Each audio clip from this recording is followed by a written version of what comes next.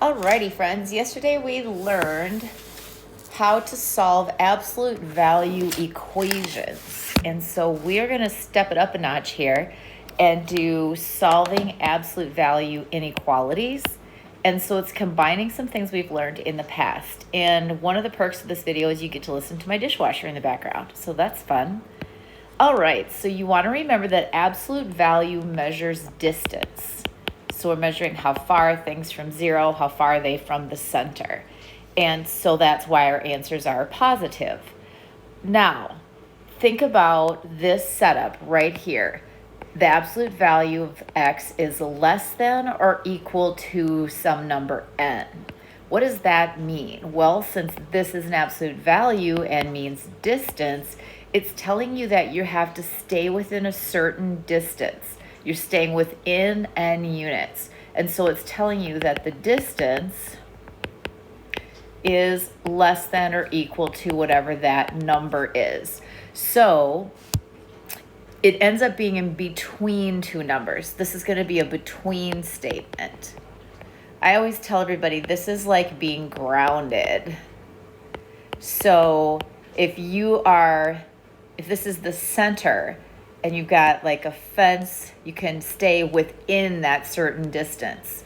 So you can go n units this way, you can go n units that way, but you have to stay within that distance. And so you end up being in between these values. And if this is 0, I'm going to be at positive n if I go n this direction to the right. I'm going to be at negative n if I go n units to the left. And so what ends up happening is you're saying, okay, if I start here at the center, I can either go n in the right direction or I can go that number in the left direction.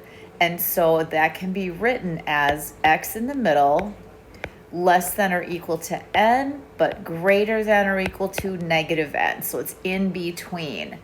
Thinking of these as the alligator mouth, you're going to be opening to the right because that's the number line is going to be, if x is in the middle, it's going to be opening to the right where the bigger numbers are. So here you're saying x is between the negative and positive of that number. So what does that look like on a graph? Well, these are or equal to. So I'm going to have a dot or a filled in circle at negative n. It's going to keep on going until I get to positive n. I would have passed 0 in the middle. So when I'm looking at a number line, my graph is going to go from here to here with connected or filled in ends since they are included. Okay, so how is that different than this example or this setup? Well, this is the same thing. The distance has to stay within n units. But the difference here is that the distance is less than, not less than or equal to, it's less than n.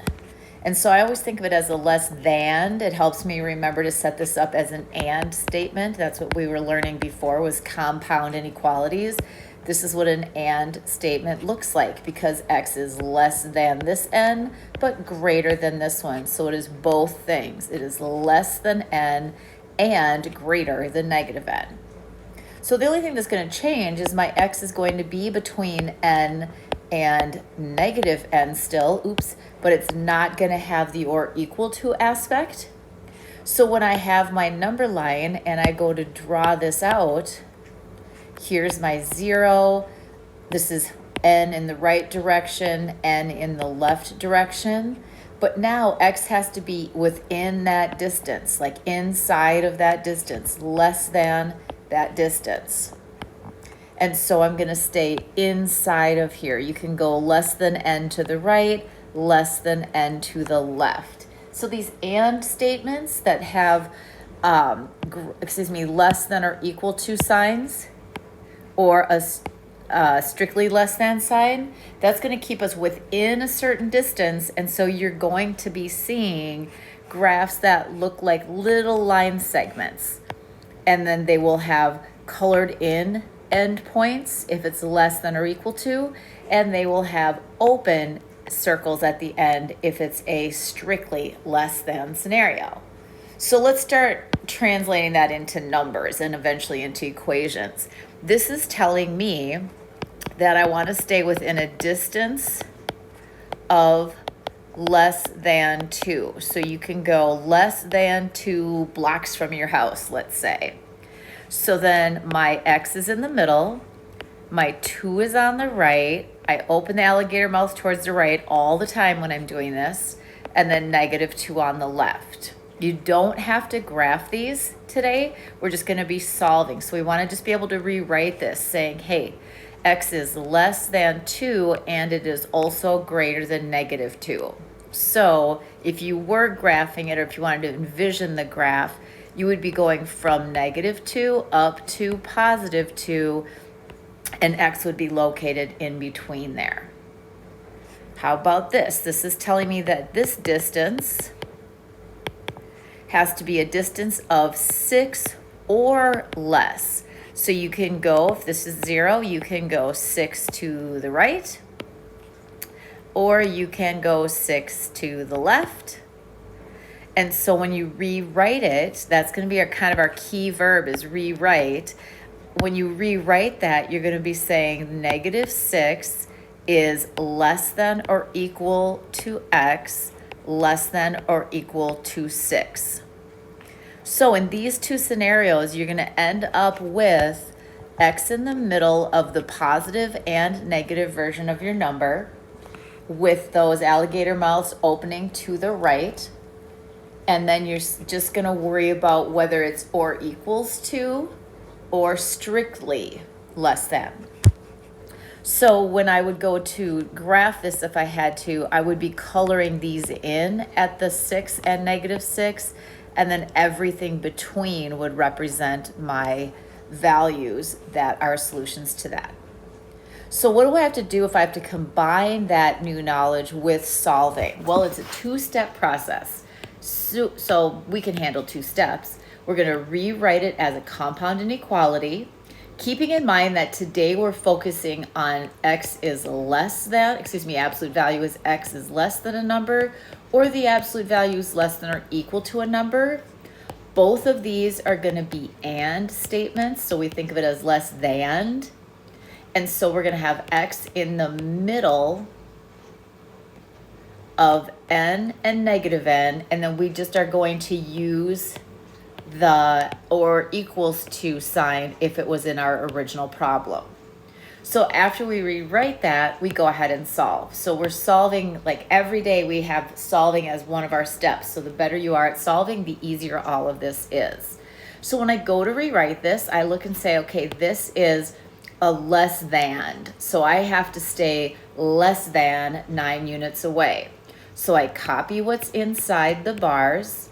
I do less than 9, and then I copy that sign and use a -9 on the left. So I'm staying within 9 units, up to +9, down to -9.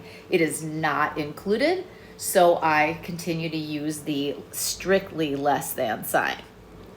So how do I solve this? Well, don't get too freaked out. Just look at this middle part, and then we work back like we did with our other compound inequalities, because that's what we have here. To get X alone, my first move is to add 7. It's just that I'm going to now add 7 to all 3 parts at once.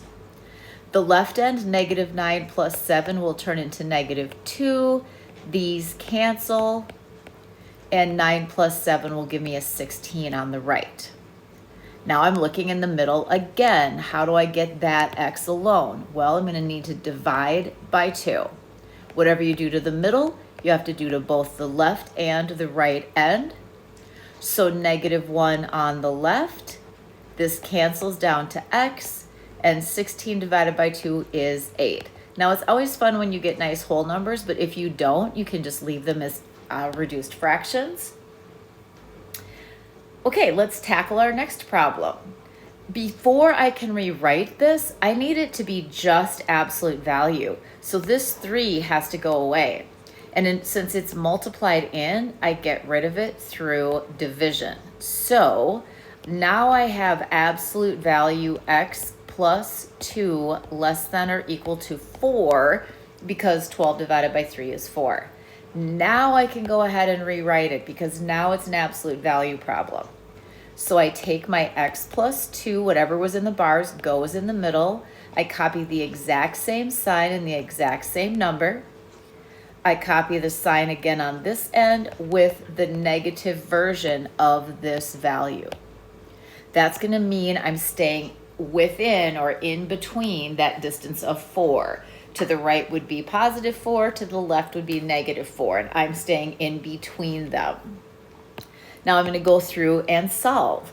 To get x alone, I have to get rid of a plus 2, so I minus 2, and I do whatever I'm doing in all 3 sections.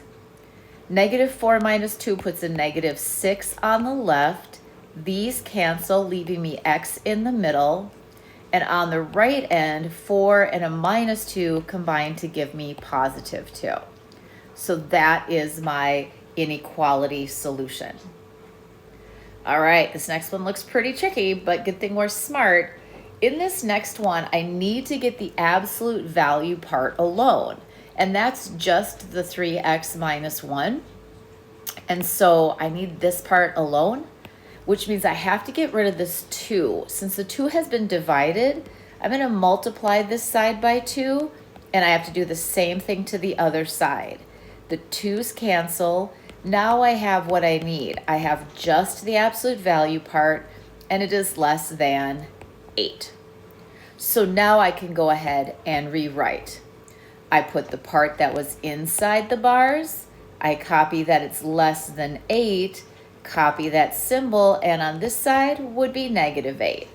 Because I'm staying in the middle and saying I can go to the right 8, or I can go to the left 8, and now I'm going to solve. So how do I get rid of that minus 1? Well, I'm going to start by adding 1, which I then have to do to every side. That's gone. And negative 8 plus 1 is negative 7. I still have my 3x in the middle, and the right end is 8 plus 1, so 9. To get my x alone, I do have to divide by 3, and every single part, the left, the middle, and the right, the same thing has to happen. So here, I'm just going to leave this as negative 7 over 3. I don't have to change it to a decimal. I'm not going to change it to a mixed number. I'm just going to leave it. My middle will be x, and my right is 9 divided by 3, which I do have to change to 3 because that actually divides out nice and evenly. All right. So grand finale, let's try one more. This one, the absolute value bars is around a fraction. Oh well, who cares? If I'm supposed to go ahead and rewrite it, I'm going to do that down here because I hogged up a bunch of space. I still do the same thing, you guys. I take what was in the bars, then I copy my problem with, or excuse me, my inequality sign, and then my 5. And then I have to stay that same distance. So on the left end, I'm going to end up with a negative 5 because I want to be in the middle, 5 to the right, 5 to the left. Now I solve. So think back. This x has been divided by 3. So if you want to undo division, you're going to have to multiply by 3 and then multiply every side or every part by 3. In the middle, that cancels out. On the right, 5 times 3 is 15. And on the left, 3 times negative 5 is negative 15. And that, my friends, is how we solve the less than or equal to absolute values. As we think of this as x is less than, that helps me remind myself to go ahead and write it as an and statement where I put my x in between n and the opposite of it. And if x has some extra fluff around it like these did up here, I go ahead and solve from there. In your worksheet, you're not doing all of the problems. And if you look at it on Schoology, it'll have them highlighted and tell you which ones are day 1 problems because we're currently focusing on less than problems or less than equal to. So pay attention to which questions you are doing and which ones you're not. They're listed in the checklist on the weekly plan, and they are also, like I said, highlighted on the worksheet. All right, go do it. Have a great day.